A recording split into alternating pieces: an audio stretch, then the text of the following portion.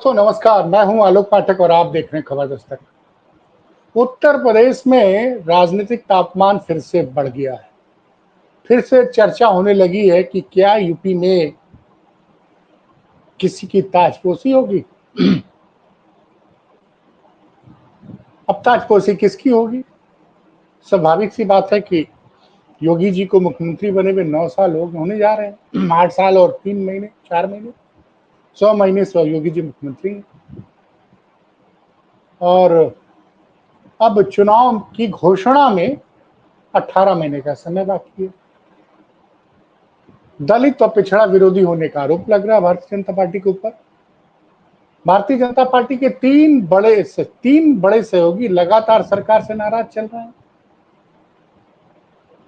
संजय निषाद की party, Nishad party, Anupriya Patel की party, अपना दल सोनेलाल, और ओम प्रकाश राजभर की पार्टी, सुहेलदेव भारतीय समाज पार्टी, और चौथी पार्टी भी खुश नहीं है, जयंत की आरएलडी।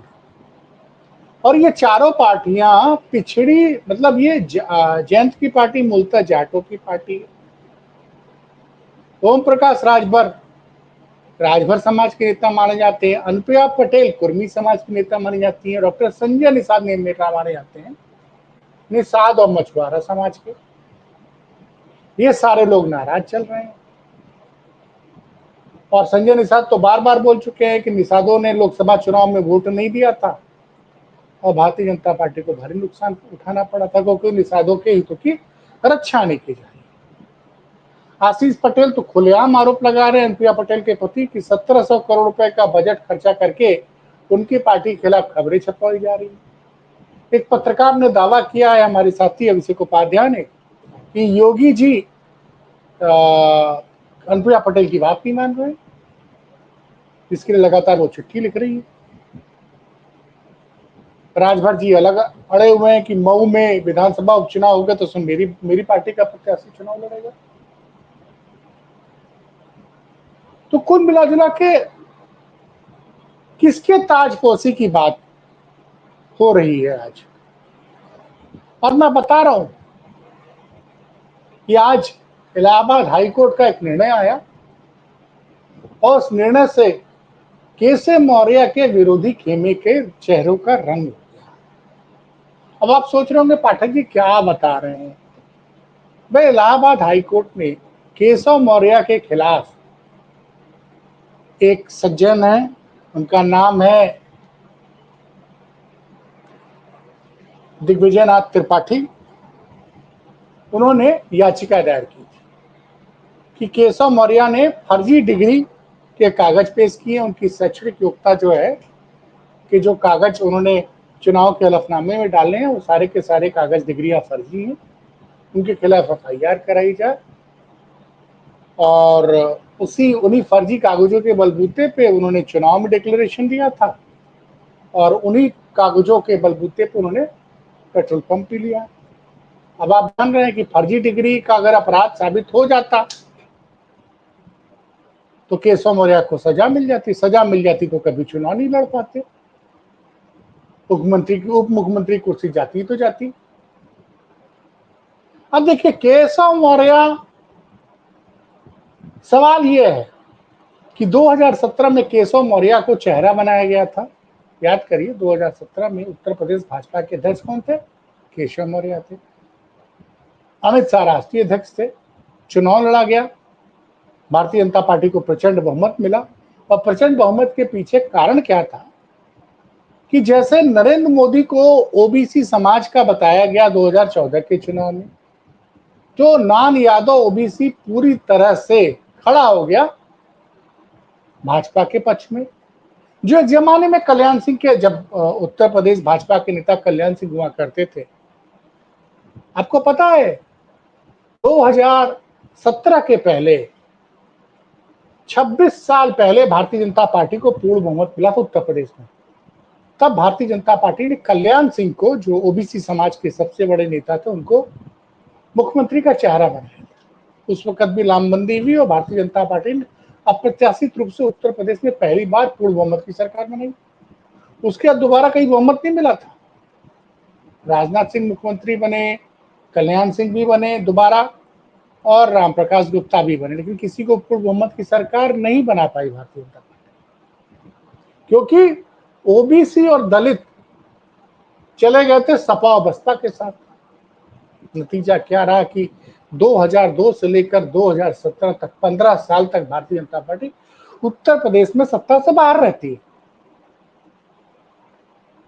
अब 2016 में केशव मौर्य को उत्तर प्रदेश भाजपा का अध्यक्ष बनाया जाता है और नान यादव ओबीसी को वोट इकट्ठा कर देती है भारतीय जनता पार्टी और विधानसभा में प्रचंड बहुमत मिलता है 325।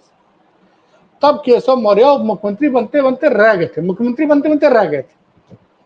लोग कहते हैं कि मोहन भागवत ने कहा कि नहीं, हमको योगी जी को मुख्यमंत्री बनाना है, तो मोदी जी मान गए, योगी जी को मुख्यमंत्री बना दिया गया। 2021 में कोरोना के समय हालत बहुत खराब हो गई थी और काफी लोगों की जान गई थी, उत्तर प्रदेश भाजपा की स्थिति बड़ी खराब थी। उस वक्त भी ये हुआ कि केशव जी को मुख्यमंत्री बना दिया जाए, लेकिन ये हुआ कि अगर केशव जी को मुख्यमंत्री बनाएंगे, योगी जी को हटाएंगे, तो जनता के बीच में मैसेज जाएगा कि योगी जी ने कोरोना के इलाज के लिए ढंग से काम नहीं किया था। खैर, चुनाव हुआ, भारतीय जनता पार्टी चुनाव जीती 2022 में, लेकिन एक कांड हो गया। कांड ये हुआ कि केशव मौर्य को सिराथू में चुनाव हार गए। अब चुनाव 6-7 हजार वोटों से हारे थे और उनको हारने के लिए जो व्यूह रचना की गई थी उसमें बताया गया था कि एक खास खेमे के एक सलाहकार, एक रिटायर्ड आईएएस अधिकारी, इन लोगों ने सपा के अंदरूनी लोगों से संपर्क किया। एक व्यक्ति विशेष के सलाहकार जो दूसरे राज्य से आए थे, एक रिटायर्ड आईएएस अधिकारी, इन लोगों ने सपा से संपर्क करके और सिराथू में कुछ ऐसी फील्डिंग बैठा दी कि केशव मौर्य चुनाव हार गए। अब उस खेमे ने जश्न मना लिया, केशव मौर्य खेमे के लोगों ने, विरोधी खेमे के लोगों ने, कि अब तो केशव जी चुनाव हार गए, राजनीति खत्म। लेकिन साहब, केशव हैं अमित शाह के करीबी, और अमित शाह कौन है? नरेंद्र मोदी के करीबी। अमित शाह ने कहा चुनाव तो हार गए केशव, लेकिन उप मुख्यमंत्री पद बने रहेंगे, और उप मुख्यमंत्री पद की शपथ ली उन्होंने 2022 में दोबारा, और उसके बाद विधान परिषद के जरिए हैं। अब आज क्या हुआ देखिए, जिस व्यक्ति ने, दिवाकर त्रिपाठी नाम बताया जा रहा है, जिसने केशव मौर्य के खिलाफ पहले तो एफआईआर कराई कि इन्होंने इलेक्शन के जो फॉर्म भरते हैं उसमें गलत फर्जी डिग्री के कागज लगाए हैं। सोचिए, अपनी सरकार के उप मुख्यमंत्री के खिलाफ मुकदमा दर्ज हो जाता है। आप समझिए, खेल समझिए। एक साहब अपने मुकदमे वापस ले लेते हैं, दूसरे तो उप मुख्यमंत्री के खिलाफ एक कंप्लेन आती है कि इन्होंने फर्जी डिग्री लगाई, थाने में मुकदमा हो जाता है, एफआईआर हो जाती है, लेकिन पुलिस जांच करती है, कहती है भैया ये सारे आरोप फर्जी है। तो वो साहब पहले समझिए जरा चीजों को कि केशव मौर्य के साथ कितनी बड़ी साजिश हो रही थी। फिर वो सज्जन जाते हैं मुंसिफ मजिस्ट्रेट के पास जाते हैं, वहां पे मुकदमा खारिज होता है, फिर वो डिस्ट्रिक्ट कोर्ट जाते हैं, वहां पे मुकदमा खारिज होता है, फिर वो हाई कोर्ट जाते हैं। हाई कोर्ट में भी उनकी ये कहना कि भैया इनके कागज सारे फर्जी है, इनकी डिग्री, शैक्षणिक योग्यता के जितने कागज सब फर्जी हैं। हाई कोर्ट में मुकदमा रिजेक्ट हो जाता, हार जाते हैं, वो सुप्रीम कोर्ट चले जाते हैं। तो सुप्रीम कोर्ट ने कहा कि हाई कोर्ट से कहा कि नहीं, आप इनके केस पे पूरी सुनवाई कीजिए। तो उस केस की पूरी सुनवाई हुई और आज उस पे ये फैसला 25 मई को सुरक्षित रखा गया था, और आज 8 जुलाई को इलाहाबाद हाई कोर्ट ने इस मामले में जो एप्लीकेशन थी उस एप्लीकेशन को खारिज किया कि नहीं, आप जो आरोप लगा रहे हैं, आपके आरोप में दम नहीं है, और केशव को बड़ी राहत मिल गई। अब यही चर्चा हो रही है कि भाई बड़ी राहत मिल गई, इसका मतलब केशव की ताजपोशी अब तय है। भाई केशव मौर्य को बड़ी राहत मिली, अब ताजपोशी तय है। तो सवाल ये उठ रहा है कि क्या 2017-2021 में जो केशव मुख्यमंत्री बनते बनते रह गए और 2022 के विधानसभा चुनाव में एक सलाहकार, दूसरे राज्य से आए हुए सलाहकार, एक रिटायर्ड आईएएस अधिकारी ने मिलकर खेल खेला और केशव मौर्य सुराथू से 7,000 वोटों से उस सीट पे चुनाव हार गए भाई साहब। केशव मौर्य जिस सीट पे वो 2012 में, जबकि भारतीय जनता पार्टी की कोई लहर नहीं थी, तब समाजवादी पार्टी की प्रचंड लहर थी 2012 में, तब केशव मौर्य जब उत्तर प्रदेश भाजपा में सिर्फ 47 सीटें जीती थी, तब केशव मौर्य विधायक बने थे। 2014 में फूलपुर में सांसद बने। और केशव मौर्य को आप समझिए, केशव मौर्य से किसको डर लगता है? आज मैं नाम नहीं लूंगा उस शख्स को, आप सब जानते हैं कि केशव मौर्य किसके शिष्य हैं। केशव मौर्य जो राम मंदिर आंदोलन जिस शख्स ने खड़ा किया, जिसने राम मंदिर आंदोलन के लिए सबसे बड़ी कुर्बानी दी, अशोक सिंघल, विश्व हिंदू परिषद के अध्यक्ष, उनके साथ उनके शिष्य हैं, बचपन से ही उनके साथ रहे हैं। जानकार तो ये भी बताते हैं कि 1990-1992 की कार सेवा में भी केशव मौर्य ने हिस्सा लिया है। बाकी योगी जी तब कहां थे, जरा ये भी पता कर लीजिए, क्योंकि तब वो योगी नहीं बने थे। 1990-1992 में संभवतः योगी जी उत्तराखंड में कहीं पढ़ रहे थे। मैं ये जानकारी इसलिए दे रहा हूं, किसको खतरा है केशव मौर्य से? कौन चाहता है कि केशव मौर्य के राजनीतिक जीवन पर ग्रहण लग जाए? तो उसने पुरजोर कोशिश की। तो सोचिए, भाग्य ने 2017 में साथ नहीं दिया।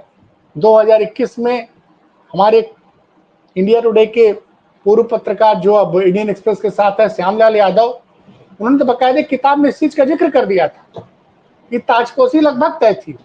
लेकिन भारतीय जनता पार्टी ने सोचा कि अगर इस वक्त हम मुख्यमंत्री बदलते हैं तो चुनाव के पहले ये संदेश जाएगा कि भारतीय जनता पार्टी कोरोना का ढंग से इंतजाम नहीं कर पाई और इस वक्त मुख्यमंत्री बदलना बहुत खतरे का खेल होगा।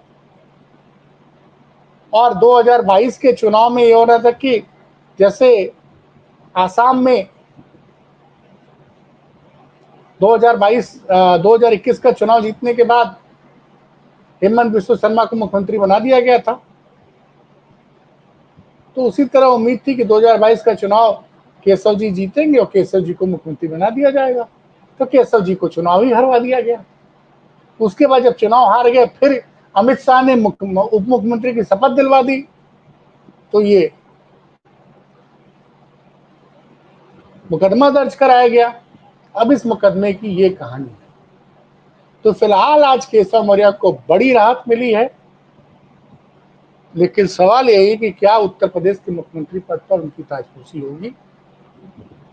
वैसे केशव मौर्य आजकल बहुत शांत रहते हैं, बहुत शांत रहते हैं। लेकिन अभी हाल ही में 15 जून को मैं एक आपको याद दिला दूं, आप लोग को याद हो जाएगा, 15 जून को जब योगी एक आयोजन हुआ था, 60,000 शिक्षक, 60,000 माफ कीजिएगा सिपाहियों को, 60,247 सिपाहियों को जब ज्वाइनिंग लेटर देना था, नियुक्ति पत्र देना था, उस कार्यक्रम के मुख्य अतिथि थे अमित शाह जी। अमित शाह जी ने मंच पे क्या कहा? उत्तर प्रदेश के मुख्यमंत्री योगी आदित्यनाथ जी और हमारे प्रिय मित्र उप मुख्यमंत्री केशव मौर्य जी।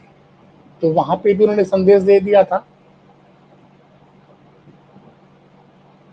कि उन्होंने बताया, पब्लिक फोरम पे बताया कि केशव मौर्य जी हमारे प्रिय मित्र हैं। तो क्या अब चूंकि इस मुकदमे की वजह से ये मुकदमा, इस पे सुनवाई पूरी हो गई थी, 25 मई 2025 को हाई कोर्ट ने इस पे फैसला सुरक्षित रखा था। 8 जुलाई 2025 को यह फैसला आया कि केशव मौर्य को बड़ी राहत मिली है इलाहाबाद हाई कोर्ट से। उनके खिलाफ फर्जी डिग्री का जो आरोप लगा था, उसके लिए जो याचिका दायर की गई थी, उस याचिका को हाई कोर्ट ने रिजेक्ट कर दिया, क्योंकि अगर इस पे दोषी पाए जाते केशव मौर्य तो आप जानते ही हैं, सजा हो जाती तो कभी वो 6 साल के लिए चुनाव नहीं लड़ सकते, जो कि एक नियम बन गया है लोकसभा के द्वारा। तो केशव मौर्य के लिए एक बड़ी राहत हुई है आज। अब यही है कि क्या उनकी ताजपोशी होगी कि नहीं होगी, क्योंकि सुनने में आ रहा है कि 9 जुलाई को प्रधानमंत्री मोदी जब भारत लौटेंगे तो 9 से लेकर 15 जुलाई के बीच में भारतीय जनता पार्टी में कई बड़े फैसले लिए जा सकते हैं। वैसे आज एक पत्रकार ने लिखा है कि संभवतः भारतीय जनता पार्टी राजनाथ सिंह को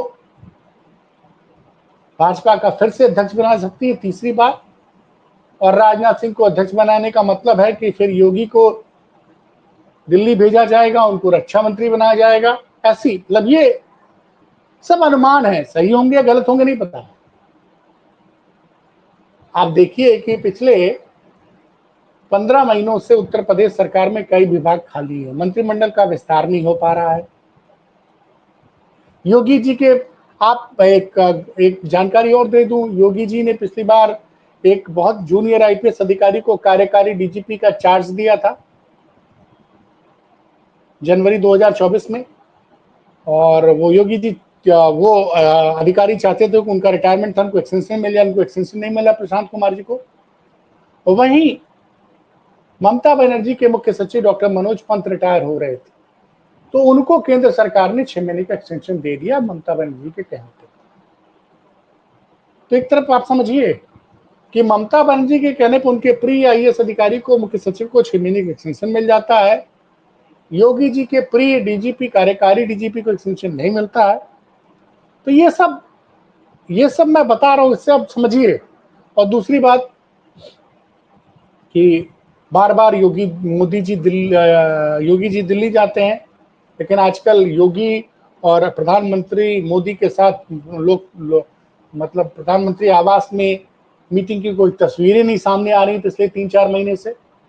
और आपको याद होगा कि 8 या 9 मार्च के दिन एक चैनल के कॉन्क्लेव में योगी जी के लोगों का कहना कि तब योगी जी के लोगों ने उनके एंकरों से सवाल पूछवाया था कि आपकी दिल्ली आने की चर्चा है, तो क्या मैं दिल्ली आने के बजाय गोरखपुर जाना पसंद करूंगा। तो कह रहे थे कि इस जवाब के जरिए शायद योगी जी एक संदेश देना चाह रहे थे दिल्ली के।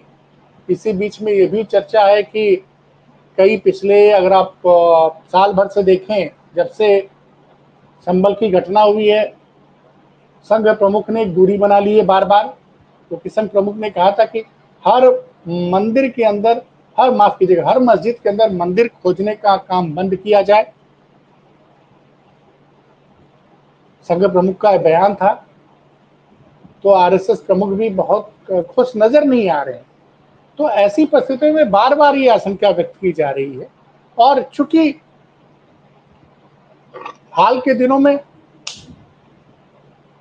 अब चुनाव है, तो कई राज्यों में मुख्यमंत्री बदलने की चर्चा, उसमें एक राज्य उत्तर प्रदेश भी है। उत्तर प्रदेश, उत्तराखंड, गुजरात की चर्चा है। तो क्या होगा क्या नहीं होगा ये तो पता नहीं है, लेकिन अब भारतीय जनता पार्टी पिछड़े दलितों को, जो उनसे नाराज होकर 2024 के लोकसभा चुनावों से दूर चले गए थे, उनको वापस लाना चाहती है। और मैंने आपको पहले ही बताया कि भाजपा के 4 छोटे छोटे ही दल है, लेकिन वो मजबूत छोटी छोटी जातियों के, जिनके बड़े, एक तो कुर्मी वोटर बहुत इंपॉर्टेंट है भाजपा के, जो 2 कुर्मियों की आबादी उत्तर प्रदेश में 6 से 8% के बीच मानी जाती है। और ये माना जाता था कि 70 से 80% कुर्मी 2014 के बाद से लगातार भाजपा को वोट कर रहा था। लेकिन 2024 के लोकसभा चुनाव में कुर्मियों का कम से कम 60% वोट इंडिया गठबंधन के पक्ष में चला गया। नतीजा ये रहा कि भारतीय जनता पार्टी को करारी हार का सामना करना पड़ा। राजभर, निषाद, ये भी बड़ी संख्या में इन्होंने इंडिया गठबंधन की तरफ वोट दिया। और जो चुनाव के ठीक पहले जो जयंत चौधरी को लाया गया था गठबंधन में, उसका असर भी बहुत अच्छा नहीं रहा। पश्चिम उत्तर प्रदेश में भारतीय जनता पार्टी को 10 सालों बाद कई सीटों पर करारी हार का सामना करना पड़ा। खासकर मुजफ्फरनगर जैसी सीट वो हार गई, कई सीटों पर हार का सामना करना पड़ा था। तो परिस्थितियां, और जो पीडीए करके अखिलेश यादव का जो एक मूवमेंट था, उस पीडीए को सफलता मिली थी 2024 के लोकसभा चुनाव पे, और गांव-गांव पीडीए के लिए अखिलेश यादव की टीम मीटिंग कर रही है। पिछड़े और दलित को एकजुट करने में अभी तक वो कामयाब होते रह रहे हैं। भारतीय जनता पार्टी के समर्थक ये कह सकते हैं कि हमने विधानसभा उपचुनाव में बड़ी जीत हासिल की, लेकिन उनका जवाब, मैं उसके बारे में ये कहूंगा कि देखिए 2014 में जब भारतीय जनता पार्टी चुनाव जीती थी लोकसभा का, तो भारतीय जनता पार्टी के 11 या 12 विधायक सांसद बन गए थे। उन सीटों पर उपचुनाव हुआ, तो उन उपचुनाव में भारतीय जनता पार्टी सिर्फ एक सीट पे बचा पाई थी, बाकी 10 या 11 सीटों पे भाजपा की हार हुई थी। लेकिन जब विधानसभा उपचुनाव मेन चुनाव होता है, उपचुनाव में तो सपा जीत गई, लेकिन जब विधानसभा चुनाव होते तो सपा 221 से घटकर सीधे 47 पर आ गई। तो उपचुनाव हमेशा सत्ता पक्ष के लिए जीतना आसान रहता है, और पंचायत चुनाव भी हैं, सिर्फ 16, 17, 18 महीने बचे हुए हैं। अब तो 18 महीने बाद उत्तर प्रदेश में चुनाव की घोषणा होनी है, उसके पहले बिहार का चुनाव है। और मैं बता दूं कि बिहार में, आसाम में, बंगाल में, सब जगह ओबीसीओ का बहुत बड़ा, ओबीसी समाज को एकजुट करना, भारतीय जनता पार्टी के पक्ष में मतदान कराना, ये भारतीय जनता पार्टी के लिए बहुत जरूरी है, क्योंकि इन जगहों पे अगर भारतीय जनता पार्टी अपना वर्चस्व नहीं बरकरार रख पाई, तो केंद्र में मोदी सरकार 5 साल पूरे नहीं कर पाएगी। इसलिए आप जो तमाम जानकारी कह रहे हैं कि 4-5 राज्यों में मुख्यमंत्री बदले जाएंगे, उसमें उत्तर प्रदेश का भी नाम है। और आज केशव मौर्य को जो बड़ी राहत मिली है, इससे उनकी यूपी में केसों की ताजपोशी से पहले की सारी तैयारियां पूरी,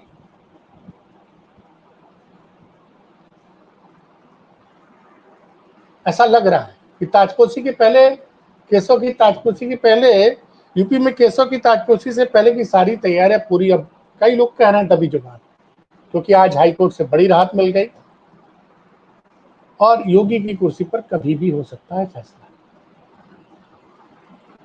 कई लोग कहेंगे कि पाठक जी आप तो बार बार कहते रहते हैं, लेकिन साहब जब संकेत आते हैं तभी तो हम बात करेंगे, और मैं अकेला नहीं हूं, कई लोग इस बात को कह रहे हैं जो बीजेपी कवर करते हैं। और आज ही एक सज्जन ने कहा कि राजनाथ सिंह को के नाम पे नरेंद्र मोदी और संघ में सहमति बन गई लगभग, और मोदी के विदेश से आते ही राजनाथ सिंह को राष्ट्रीय अध्यक्ष बनाया जाएगा उससे। और यहाँ उत्तर प्रदेश में अब चूंकि कोर्ट से राहत पा गए हैं केशव मौर्य, तो केशव की ताजपोशी की तैयारियां पूरी हो गई हैं, ऐसा लोगों का कहना है। और योगी की कुर्सी पर कभी भी हो सकता है फैसला। तो देखते रहिए खबर दस्तक, फिर मिलते हैं किसी बड़ी खबर के साथ। बहुत बहुत धन्यवाद।